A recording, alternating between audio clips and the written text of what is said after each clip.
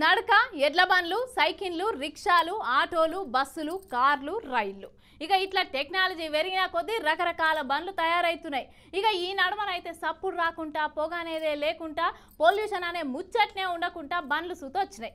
ఏ డిస్టర్బెంట్ లేకుండా ఎక్కిపోవచ్చు కానీ ఈ డిస్టర్బెంట్ ఏందో అర్థమైతలేదు.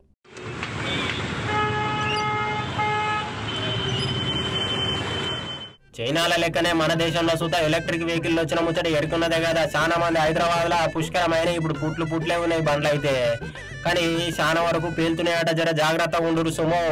ఈ ఎలక్ట్రిక్ వెహికల్ తోటి మంటల రగలడం తోటి కామన్ అయిపోయింది నడమనైతే. ఇప్పుడు ఎలక్ట్రిక్ బైకులు కార్లు ఎప్పుడు వెళ్తాయో తెలియక జనాలు అయితే ఆందోళనకు గురవుతున్నారు చూడండి.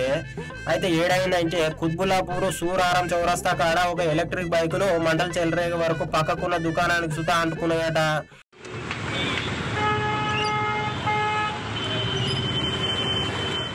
ముచ్చటేందంటే ఎలక్ట్రిక్ బండికి ఇక ఆదిత్య మెడికల్ షాప్ కాడనట ఛార్జింగ్ పెడుతుండగా పెట్టి జరిసేపు అయిందట. ఉండి ఒక్కటేసారి మంటలు చెలరేగినాయట. ఇక అచంక పక్కకున్న మెడికల్ షాప్ కూడా మంటలు అంటుకునేట నుల్ల పాపం పాడుగాను. ఈ ముచ్చటిన జనాలు ఎలక్ట్రిక్ బండ్లు కొనాలంటేనే భయపడుతున్నారట చూడుర్రి. కానీ జాగ్రత్తగా ఉండుర్రి జరా. అది వెనకకెళ్ళి ఎవరైనా వచ్చి గుద్ది దాకా కూడా తెలుస్తలేదు. అంత సైలెంట్గా ఉంటున్నాయి బండ్లు, కానీ గింత వైలెంట్ అవుతుందని అనుకోలే.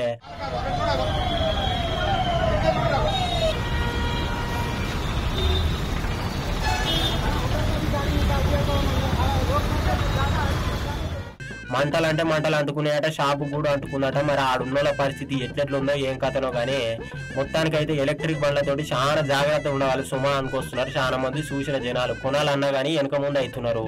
మీరు కూడా అన్ని బరాబర్ ఉన్నాయా లేవో చూసుకొని ముందడిగే ఈ రూల్లా. మరి ఇగో ఉత్తగా ఛార్జింగ్ పెట్టి ఉండగానే గిట్లా కాలిపోయిందంటే ఎంత ప్రమాదమో చూడు. ఇళ్ళల్లో చిన్న పోరగాళ్ళు చూస్తూ ఉంటారు.